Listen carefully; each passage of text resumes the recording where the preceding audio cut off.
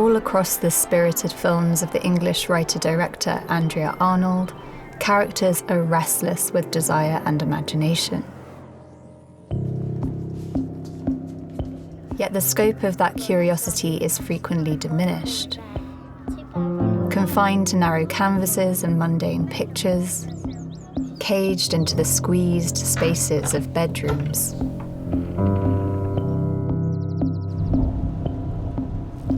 Fantasizing for a brief moment about being animals, the two sisters in Arnold's Cannes Prize winner, Fish Tank, stop short of birds.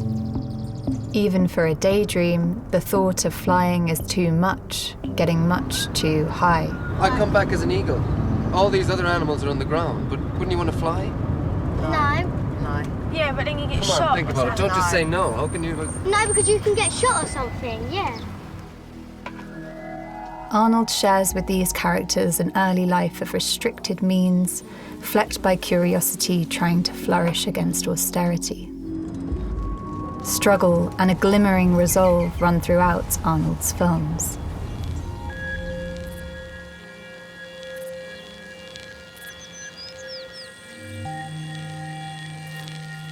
Her new release, Bird, is the latest in a flock of works that scrap the traditional grit of old social realism for a different, poetic cinema, true to the ragged hopes and disappointments of contemporary Britons, and, in one outing, Americans too. Where socioeconomic conditions leave people to lie fallow, Arnold finds stubborn seeds of life.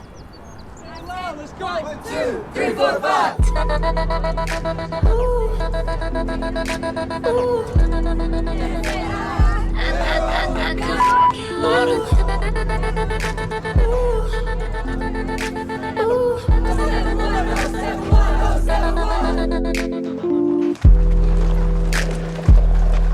Arnold grew up on a council estate in the Thames estuary, an area to the southeast of England.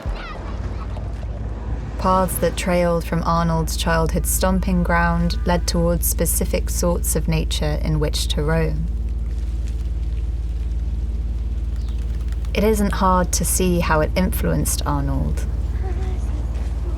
Deindustrialized sites overgrown with scraggy greenery, marshlands that were wet, brackish, and teeming with wildlife.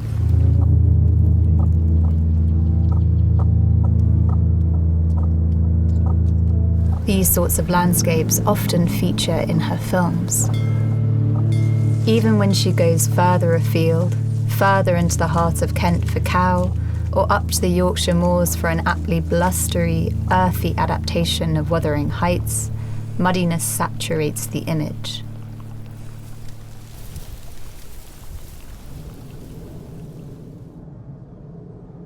When Arnold began filmmaking, the new Labour government was referring not to the Thames estuary, but instead to the Thames Gateway, a name indicating a turn from environmental concerns toward urban regeneration.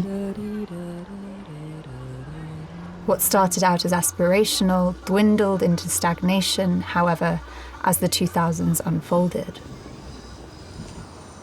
Arnold's films set there at that time get into the difficulties that result from nature under threat, cheaply built accommodation, and rising unemployment.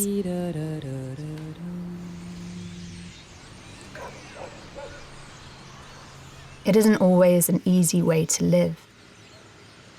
Under the influence and at close quarters, stereotypical family dynamics can become confused, the separation of who plays parent and who plays child obscured. Ruben, come on.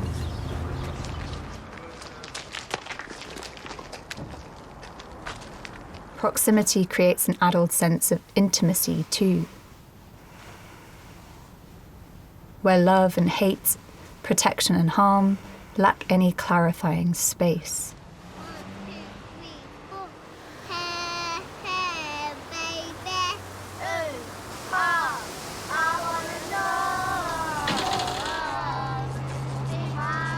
Arnold immerses us in all of that.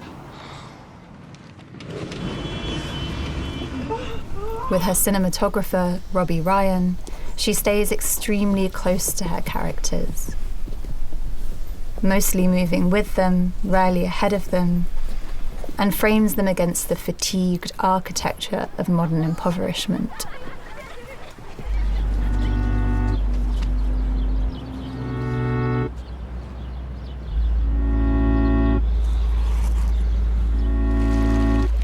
You said there's nothing to hide, and there is nothing to change. Just look into my eyes, and there's no stuff to.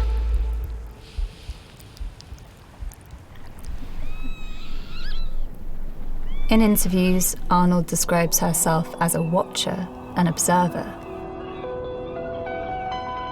Searching for inspiration more often on public transport than in cinema history, she sees people and imagines whole life stories for them.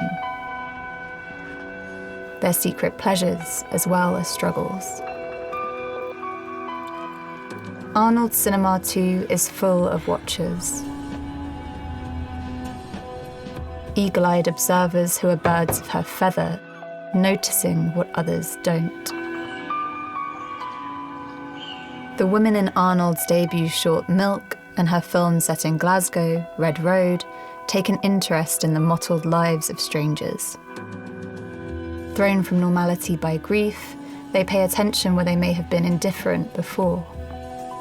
Now caring about a burn on another smoker's arm, absorbed in a cleaner dancing, later flirting as she works a night shift, noting an awkward fistful of cosmetics handed from dad to a strange daughter in an attempt to connect.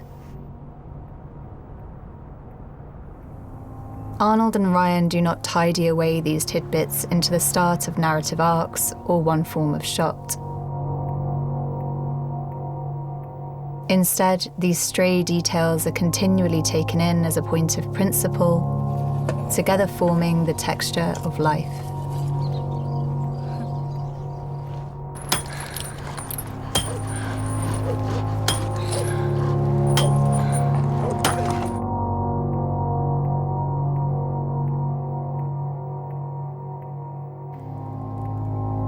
Watching is a hard tangle of emotion for Jackie in Red Road.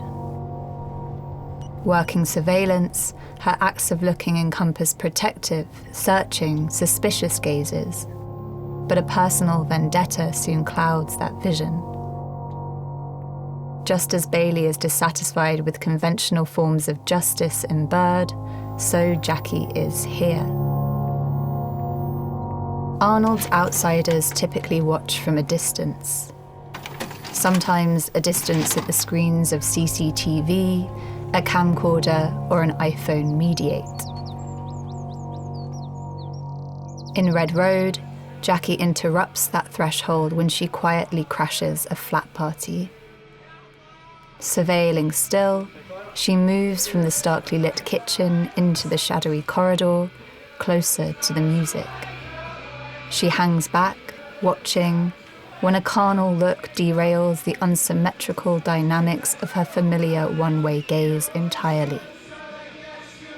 Here, lust seethes with undercurrents of past violence and a burning for revenge, while the act of looking, like so much else across Arnold's cinema, stings with vital contradictions.